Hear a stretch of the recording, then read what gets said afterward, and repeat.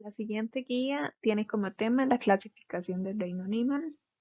Está dirigido para estudiantes de 12º año en la materia de biología. El reino animal es muy amplio, muy amplio, porque incluye todos los animalitos que vemos a nuestro alrededor. Y para eso es muy importante conocer ciertas características que lo agrupan. Todos son células eucariotas o pluricelulares. Algunos son sésiles, esto quiere decir que pueden vivir fijados a una estructura como rocas o como conchas. Poseen algunos medios de locomoción, es decir, de que pueden movilizarse. Algunos tienen reproducción sexual por óvulo y espermatozoide y otros, muy pocos, asexual. Tienen simetría bilateral o radial. Esto quiere decir de que si lo podemos partir hacia la mitad, tienen la misma estructura y encaja exactamente. Esto significa bilateral. Tiene 3 capas germinales y su cavidad corporal se divide en acelomados, pseudocelomados y celomados. Los acelomados son todos aquellos que carecen de cavidad corporal. Como vemos en la imagen, son aplastados, por ejemplo, ese gusano que vemos de esa manera. Los pseudocelomados son animales triblástidos, con una cavidad corporal similar al celoma. Y los celomados son todos aquellos con un verdadero celoma, los auténticos celomados. Pueden alcanzar hasta 6.000 especies, y aunque también han colonizado otros ambientes dulces, pueden haber más o menos unas 150 especies ahí, en un ambiente dulce, que están fijas en un sustrato.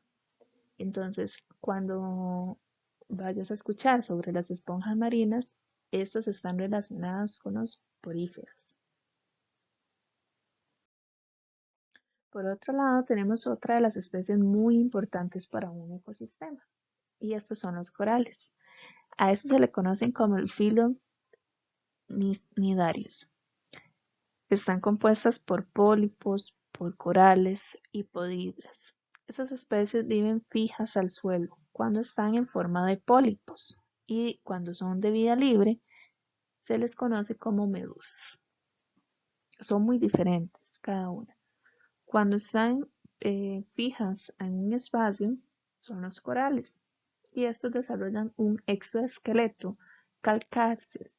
Esos son, por eso es que los vemos tan duros o tan finos. Si en algún momento has tenido la oportunidad de ver un coral de manera en vivo o ya sea en fotografías, podrás ver que tienen como una estructura muy dura, muy resistente. A eso se le conoce como el exoesqueleto. Pueden formar colonias que se le conocen como arrecifes. Las medusas, por el contrario, que es como la imagen que vemos ahí, forma de sombrilla, tiene vida libre y posee una reproducción sexual. Y como dije anteriormente, tiene forma de sombrilla. Eso es los pólipos que logran desarrollarse en un ambiente de vida libre. ¿Por qué son importantes los arrecifes para el medio ambiente? ¿Y por qué es tan importante mantener su cuidado y su protección? Bueno, es que los arrecifes logran proteger de las mareas y los oleajes fuertes durante un tiempo de tormenta y huracanes, precisamente por esa estructura del exoesqueleto.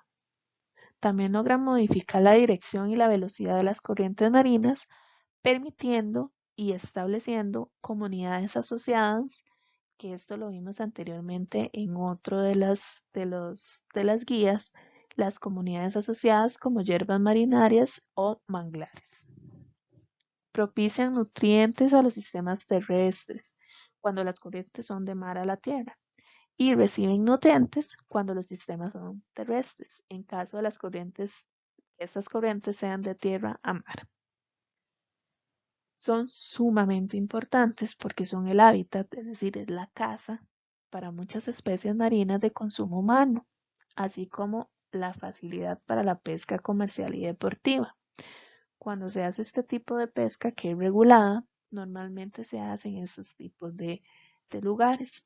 En nuestro país, dichosamente, tenemos muchísimos arrecifes de importancia y que son fuente de vida para muchas especies que pueden estar en peligro de extinción o que pueden ser parte para la reproducción. Como vemos en las imágenes, la isla del Coco posee muchísimos arrecifes. En nuestro país, como estamos rodeados por dos mares, en el Pacífico también y en el Mar Caribe se forman tienen muchas formaciones de arrecifes. Por ejemplo, en el sector de Limón, que es en el Mar Caribe, podemos observar arrecifes que han sido expuestos al ambiente natural. Es decir, el mar probablemente por efectos de, de terremotos o cambios climáticos se ha corrido el mar y este coral se ha visto expuesto al ambiente, no está bajo el mar.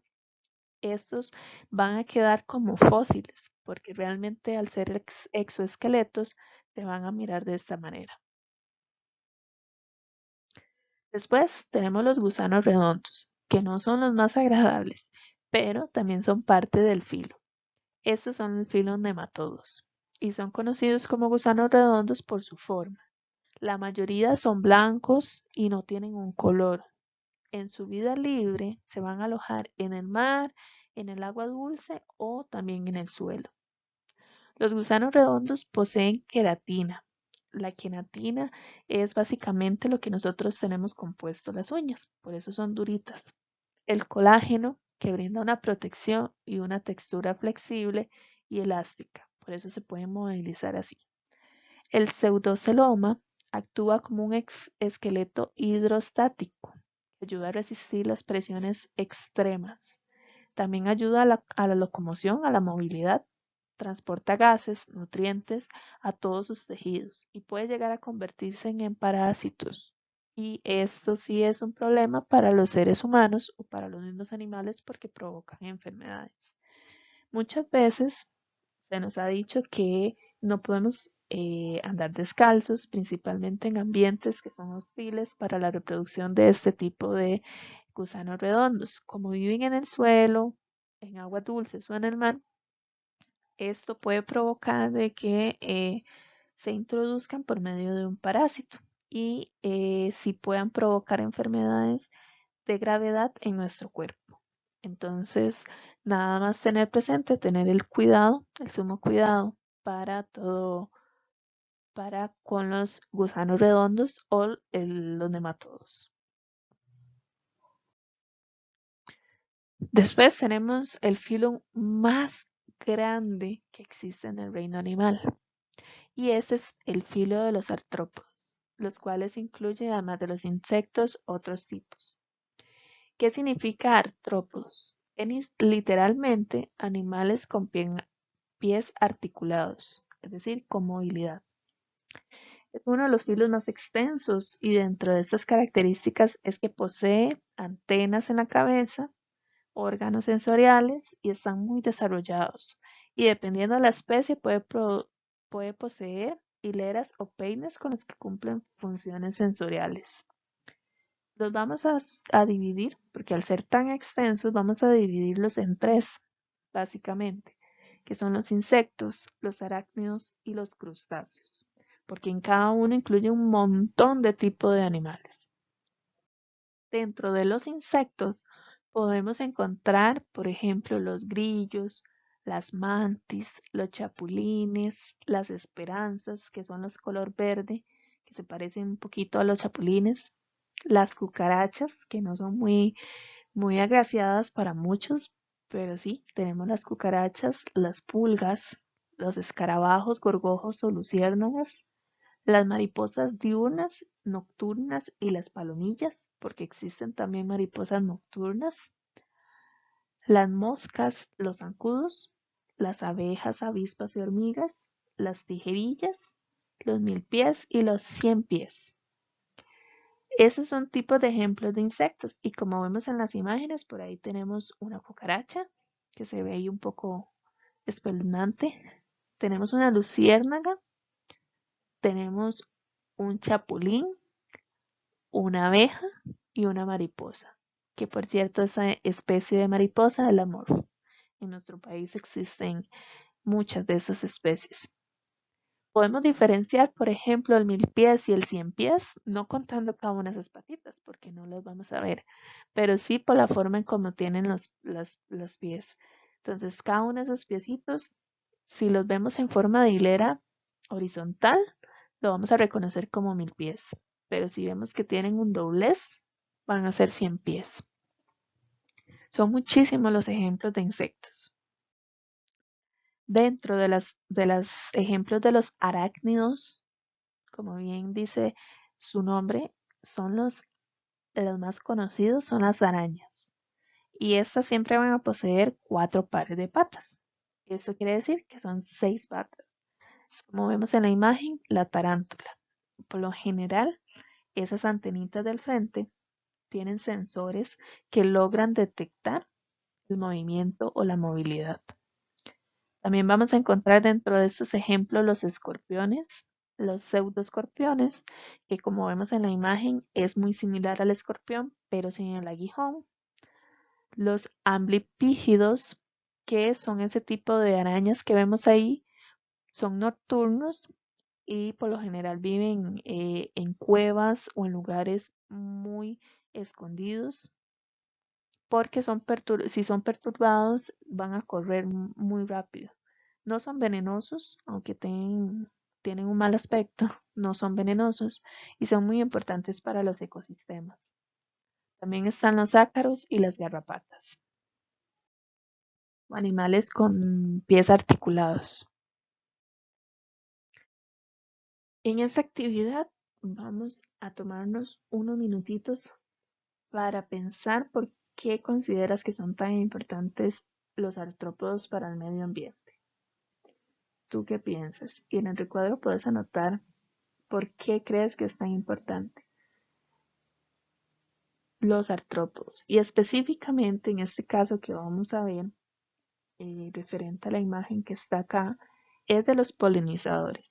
¿Qué es un polinizador? Bueno, un polinizador es el animalito que logra llevar y trasladar el polen para otros lugares para que logre germinar las plantas. Y este animal, este tipo de artrópodos son las abejas.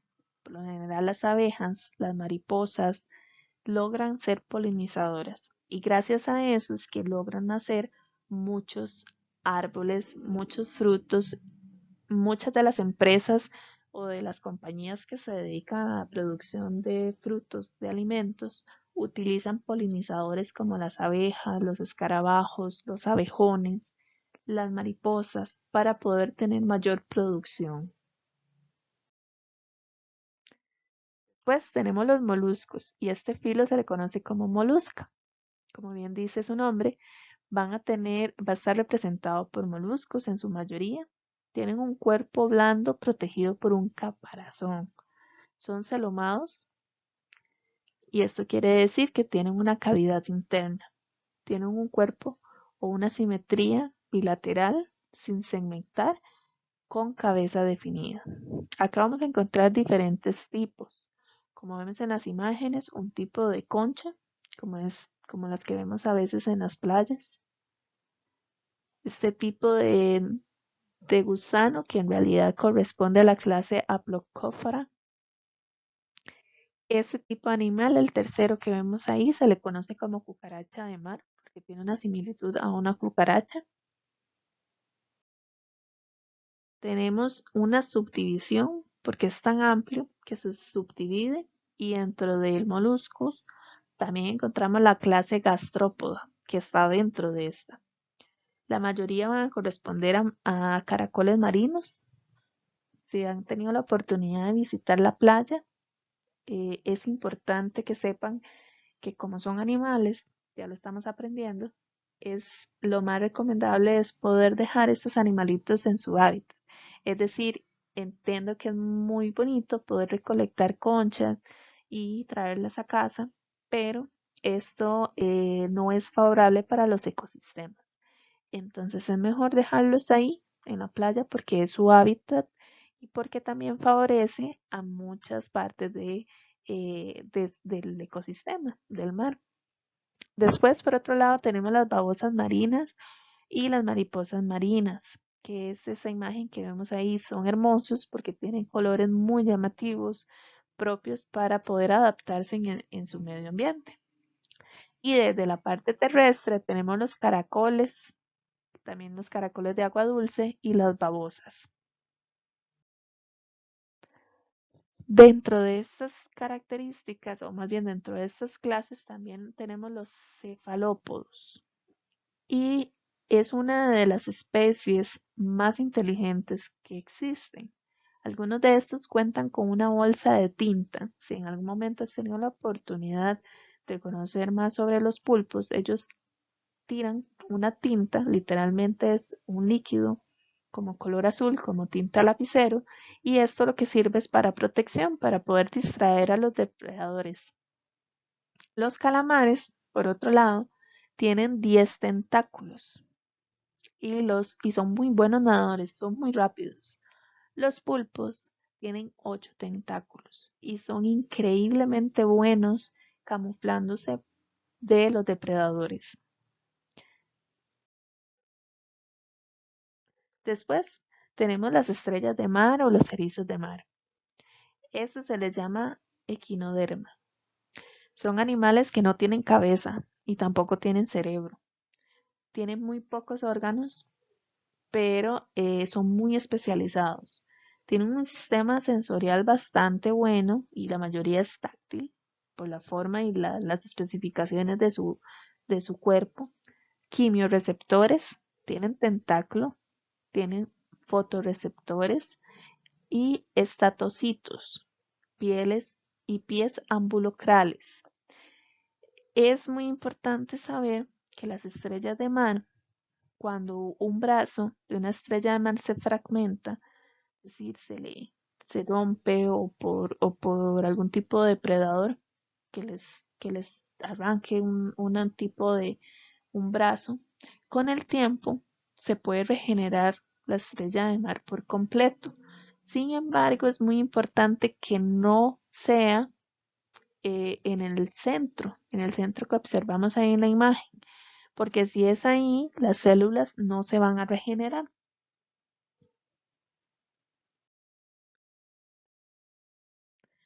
Y por último tenemos uno de los más extensos también, muy similar a los artrópodos.